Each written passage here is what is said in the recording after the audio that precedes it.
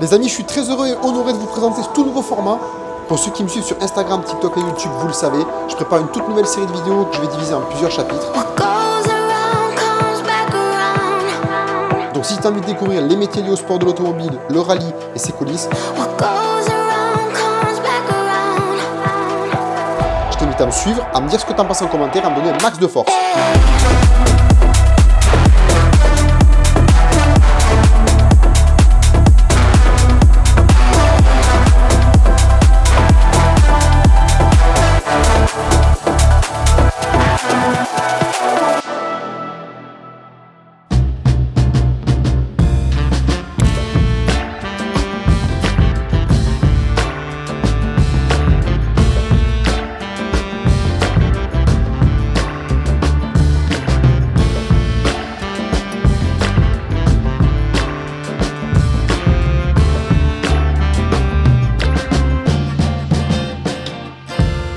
Les amis, on est enfin arrivé à Paris, on est plutôt bien installé. Là, on va partir se faire un petit restaurant et demain, je vous amène avec moi toute la journée pour vous faire découvrir plein de surprises. C'est parti!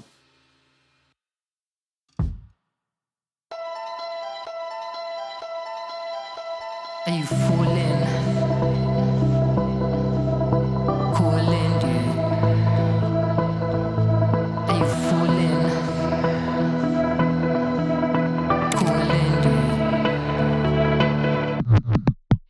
Just wanna pack up my things and go. Just wanna be free, just wanna zone. Just wanna flow, just wanna hang with the gang, but sometimes chill on my own. Just wanna do me, just wanna doze. Just wanna live and see how it goes. And the goals just keep on going, yeah. This life we live.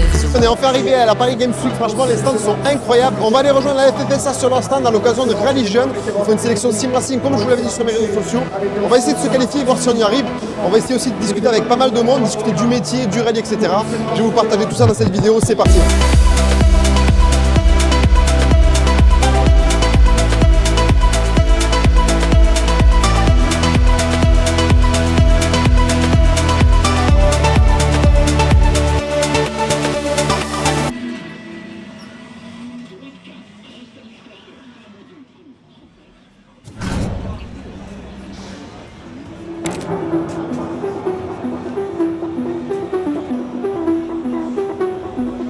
Clémence Delval, donc FFSA, je dirige le pôle communication de la fédération. Et aujourd'hui, on est ici sur la Paris Games Week pour fêter les 30 ans de l'opération Rally Jeune.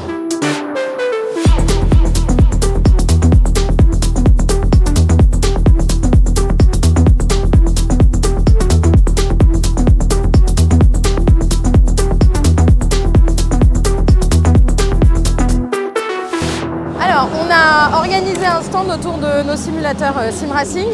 L'idée du coup, c'est d'offrir la possibilité aux gens de venir faire le meilleur temps du jour. Si jamais ils obtiennent ce meilleur temps, ils gagnent directement accès à la finale de Rally Jeune. Donc ils ne gagnent pas tout de suite le volant Rally Jeune, mais ils vont participer du coup pour de vrai dans une voiture à la grande finale.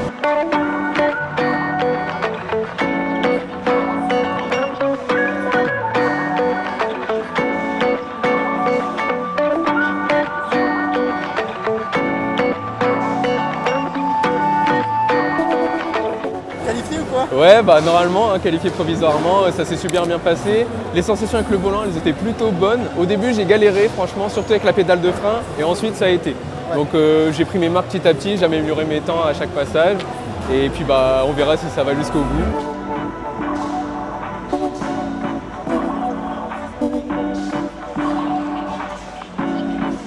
Du coup, pour la sélection Sim Racing Rally Jeune qui se passe actuellement avec le stand de la Fédération française du sport automobile, on avait un petit baquet playset, plutôt équitable, un volant de Fanatec qui permet d'avoir de très bons ressentis, on va dire avec un bon retour de force, un pédalier très simple, moins t'as embrayage, freinage, accélérateur. Voilà, on roule avec des voitures sur lesquelles on va utiliser uniquement accélérateur et freinage. Et ensuite, on a le petit shifter juste ici. Ils n'ont pas installé de vrai frein à main, mais du coup, ils ont transformé le shifter Fanatec que vous avez juste là en frein à main. Ça permet vraiment de se la régaler, de faire une bonne session comme ça assez rapide.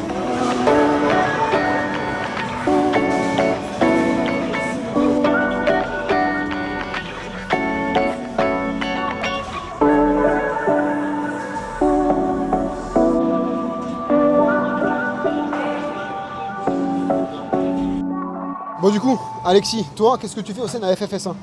Eh ben moi, au sein de la FFSA, j'ai le rôle de chargé de projet marketing sur le papier. Je fais un peu de com aussi à côté. Et j'ai une passion qui prend aussi pas mal de place. Je suis copilote en rallye. Donc à la base, moi, Rallye Jeune, je connais un petit peu parce que j'ai été lauréat de l'opération Rallye Jeune en 2019, mais en tant que copilote. Ok. Parce qu'avant, on faisait une sélection copilote qu'on ne fait plus aujourd'hui, mais qui est amenée à revenir d'ici quelques années. Et du coup, si tu avais un message un petit peu aux jeunes qui peuvent regarder, qui peuvent suivre, etc., par rapport à Rallye Jeune. Donc, par rapport à Rallye Jeune, pour cette année, ça concerne uniquement les pilotes de 17 à 25 ans. Donc les personnes qui pensent avoir un petit talent, mais sans forcément être vraiment pratiquants. Il y a des gens qui gagnent Rallye Jeune et qui sont non licenciés. On prend tous les ans quelqu'un de non licencié et quelqu'un de licencié. Donc quelqu'un qui pense qu'il a peut-être un truc en plus par rapport à ses potes ou les autres, qui viennent tenter Rallye Jeune, je pense que c'est quelque chose de pas mal. Il faut avoir entre 17 et 25 ans, il faut avoir le permis de conduire et être de nationalité française. Et donc là, cette année, c'est les 30 ans de Rallye Jeune. Début en 94, aujourd'hui ça existe toujours, donc c'est cool d'avoir une OP comme ça qui permet à des jeunes pilotes d'accéder au rallye parce que c'est un sport, comme le sport auto, on sait que ça coûte très cher, le rallye aussi. Pas autant que le circuit, mais quand même. Et donc la dotation, une fois que tu es lauréat Rallye Jeune, c'est un accompagnement de la Fédé et il t'aide. Tu as un lancement d'une carrière en rallye. Et après, si vraiment tu es bon, tu as un accompagnement, on l'a vu avec Johan Rossel ou Adrien Fourmeau, jusqu'à atteindre le WRC le plus haut niveau. C'est l'objectif de la Fédé, de sortir des jeunes pilotes comme Sébastien Ogier, qui est issu de Rallye Jeune, qui à la base même était mécano pour Rallye Jeune l'année d'avant. Et il a gagné Rallye Jeune et voilà, il a été 8 fois champion du monde derrière. Et je pense que même lui le dit aujourd'hui, sans la FFSA et Rallye Jeune, il n'aurait même pas fait de rallye.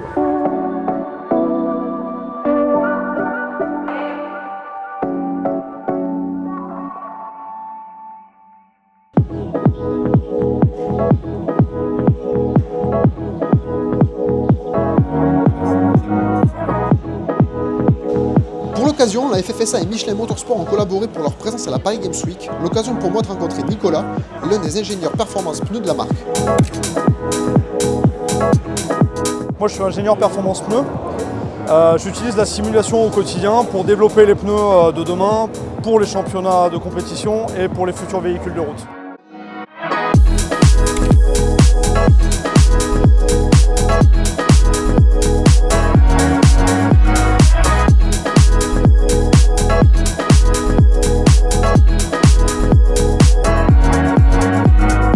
Notre métier au quotidien, on travaille avec différents autres métiers. On a des essayeurs et des pilotes d'essai. On a des gens qui s'occupent plus de la conception pneus. Et moi, je me situe un peu sur cet entre-deux-là. Et j'aide par mon analyse et ma modélisation à comprendre les performances, à comprendre le besoin de mon client et aider à la conception de nos produits. Ok, d'accord. Et du coup, est-ce que ça se passe aussi par la simulation? Ouais, évidemment. La simulation pour nous, c'est vraiment au cœur de nos processus. Alors il y a plusieurs buts là-dedans. Il y a un but recherché d'améliorer nos performances et d'être plus performants plus rapidement, de développer des véhicules vraiment autour de nos spécifications et aussi de diminuer et réduire notre nombre de prototypes créés. Un développement produit, ça passe par une phase de prototypage sur lequel on va produire un certain nombre de pneus. L'idée de la simulation, c'est de venir réduire ce nombre de pneus et ce nombre de prototypes réels au profit de prototypes de simulation pour réduire notre impact environnemental, entre autres, et accélérer nos capacités à donner de la performance aux produits et aux clients. D'accord. Et du coup, si tu pouvais rapidement me faire les différentes étapes de la création de pneus. Comment on part de prototype et on arrive sur un pneu final de voiture de course ou autre? On commence sur un cahier des charges. Tout part de là. Cahier des charges, il y a le besoin client. Exprimé en fonction de si il veut faire du temps autour, s'il veut plutôt un véhicule pour les véhicules de route qui soit agréable à rouler sur autoroute. Donc ça part de là. C'est une négociation, une discussion qu'on a avec nos différents clients et partenaires. Ensuite, on rentre sur une phase de prototypage sur lequel on vient créer très rapidement avec nos usines différents types de pneus qu'on va venir faire tester à nos pilotes d'essai en interne chez Michelin. Pilotes d'essai qui sont soit Michelin, soit des pilotes de championnat dans le cadre de la compétition. Et ces pilotes-là, ils vont choisir les spécifications produits qu'ils préfèrent sur ce qu'on va leur proposer. Et une fois que ça c'est fait, on le propose au client qui va retester et nous donner soit l'approbation en disant ça c'est le produit qu'on veut, soit nous orienter pour les prochaines boucles. Et du coup, toi qui côtoies un petit peu le monde automobile et sport automobile, est-ce qu'aujourd'hui tu trouves que la simulation elle se rapproche vraiment de plus en plus de la réalité en fait? Parce qu'aujourd'hui je vois que les créateurs de jeux vidéo, même de simulateurs, moi le premier j'ai un simulateur aujourd'hui avec pas mal de bon matériel, qui me permet vraiment de me rapprocher au maximum de la simulation. Je n'ai pas eu l'occasion encore de vraiment tester ça sur piste ou sur rallye ou autre, mais c'est vrai qu'aujourd'hui on arrive à des niveaux de simulation qui sont incroyables et je veux bien comprendre qu'aujourd'hui la simulation ce soit vraiment un pilier pour venir tester, réduire aussi, comme on a dit, on peut le voir un peu l'empreinte écologique, etc. sur la réduction du nombre de prototypages. Et du coup aujourd'hui, un pneu, c'est plus ou moins combien de prototypes avant de sortir une vraie version de pneu? Ça va dépendre du cas d'utilisation et de ce qu'on veut développer. Sur une phase plutôt compétition, en fait, le temps de prototypage il est assez limité parce qu'on doit produire le pneu pour la saison d'après. Pour un véhicule de route, on peut aller vite sur une période d'un an et demi de prototypage. Je ne peux pas te donner de chiffre exact parce que ça dépend vraiment, mais c'est des phases qui peuvent être assez longues. D'où l'intérêt d'être vraiment efficace et d'utiliser la simulation comme support. Chaque année, on est plus précis, chaque année, on est meilleur. La simulation, dans les domaines qu'on a, c'est à la fois, on a commencé à avoir de l'expérience parce qu'on a vite une quinzaine, vingtaine d'années, mais chaque année, c'est plus performant. Chaque année, c'est plus précis parce que les moyens informatiques évoluent, parce que les moyens de test évoluent beaucoup. Et notre expertise, elle grossit. Mais par exemple, si tu te réfères à l'équipe dans laquelle je fais partie, on a beaucoup de jeunes ingénieurs. Okay, tous ces gars-là, ils arrivent, ils vont se faire une super expérience, ils vont progresser. Et dans 10, 15, 20 ans, probablement, qu'on aura quelque chose de vraiment super idéal pour vraiment pouvoir créer en grande partie via la simulation nos prototypes de demain. C'est déjà le cas aujourd'hui, on fait déjà beaucoup de travail avec ça. Mais en fait, on est vraiment sur un entre-deux monde où on teste en piste, on teste en simulateur, on corrèle les deux. Voilà. Demain, on pourra imaginer très facilement que la simulation elle sera tellement représentative qu'on pourra faire des tests techniques et des choix techniques complets avec ça.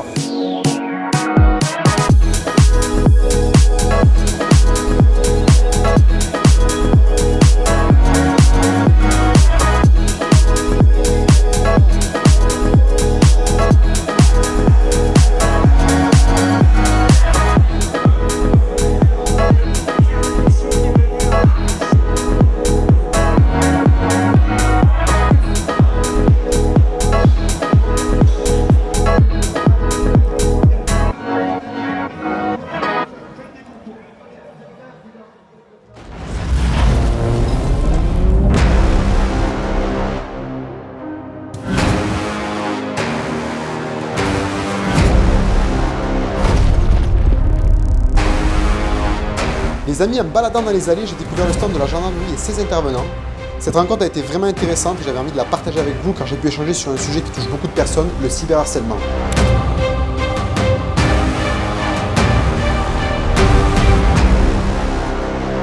On est sur le stand de la gendarmerie, jusque-là il n'y a pas de difficulté, c'est un petit peu habituel, c'est notre troisième participation à la PGW. La petite chose qui sort un petit peu de l'ordinaire, c'est qu'en plus de ça, cette année on fait partie de l'association GameGend. GameGend c'est quoi? C'est des gamers de la gendarmerie nationale qui se sont réunis, qui ont monté une association et on associe systématiquement notre présence e-sport avec un message préventif. Donc cette année on soutient l'association e-enfance. C'est la plateforme téléphonique, le 3018, qui est disponible 24 h sur 24 et qui permet aux jeunes d'avoir de l'écoute sur le cyberharcèlement. On a enfin compris que c'était difficile pour ces gens-là, victimes, de venir dans nos bureaux. C'est une démarche qui est très compliquée. Parfois même les parents ne sont même pas au courant de ce qui se passe. Donc l'idée c'est à travers le jeu d'avoir ce tampon et de casser l'image gendarme pour avoir le premier dialogue avec ces jeunes. Là, typiquement sur le stand, on a une vingtaine de cas de jeunes qui, après avoir fait une game avec nous, nous disent « bah voilà, ouais effectivement, moi je suis victime, j'aurais pas osé en parler ». Donc l'idée c'est d'utiliser ça comme vecteur pour avoir ce dialogue avec ces jeunes, les détecter nous et les inviter à parler et leur faire savoir qu'ils ne sont pas seuls face à ça. Parce qu'en fait, finalement, on se rend compte que c'est un peu une fatalité pour eux. Il y a certains qui se disent « ouais, bah, de toute façon c'est Internet, le mec on le retrouvera jamais, personne ne va m'écouter ». Ils ne savent pas que c'est quelque chose qui nous touche. Nous, on est là pour ça. Il faut savoir que ça, c'est un travail, nous, chez GameGend, qu'on fait en plus de notre travail de gendarme. C'est du bénévolat, donc on fait notre journée de travail classique. Et en dehors de ça, on fait du gaming et on rencontre les jeunes et on essaie de se rendre le plus accessible possible. C'est une très belle initiative, du coup. Ouais, Pour présenter un peu plus largement, on a un système de 3v3 où on affronte des gendarmes. D'accord. Plusieurs plateformes, il y a Rocket League, il y a R6, il y a Spectre, il y a, je dois en oublier, je crois qu'il y a Trackmania aussi. De l'autre côté, il y a un simulateur que tu vas avoir la chance de tester en avant-première presque, parce que ça fait 3 jours qu'on est là, mais c'est un truc qui est assez récent, tu vois, c'est assez sympa. C'est à milieu de ce que je fais moi. Donc, c'est VR, simu monté sur vérin et pilotage de l'Alpine Gendarmerie A110 sur le circuit Carole. D'accord. Alors petit challenge, on a notre pilote qui est venu faire un temps sur le circuit, il est à 2 minutes. Ok. Voilà, comme ça, tu as un petit peu de... On sait que les gamers, ils aiment bien un peu le challenge. Donc voilà, comme ça rajoute un peu de piment. C'est assez sympa, tu vas voir les sensations. Moi, j'ai testé au tout début, c'était assez cool. Donc voilà, et plus on va dire, classique, on a après toute la partie recrutement qui est aussi présente. Mais c'est vrai que sur un salon comme ça, on essaie de s'axer gaming parce que le dialogue, il est beaucoup plus facile après une partie de R6 que de but en blanc, voilà, plus classiquement. Très belle initiative en tout cas.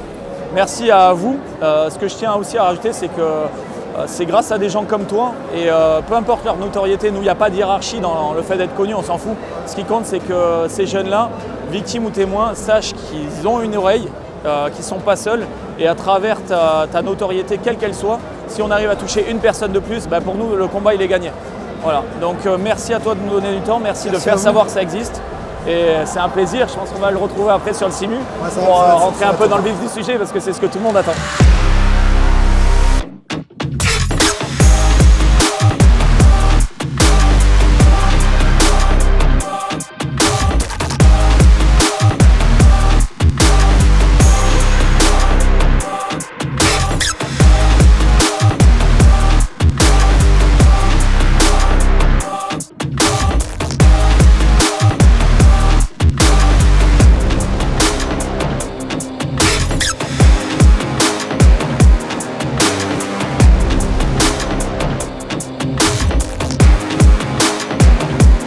Les amis, clap de fin de cette Paris Games Week 2024. J'espère que cette première vidéo vous aura plu. Merci à la FFSA et à Rally Jeune de m'avoir invité et permis d'échanger sur différents points. On se retrouve très vite pour une prochaine vidéo, que ce soit en 2024 ou en 2025 autour du rallye. Et je vous dis à la prochaine. Ciao les amis.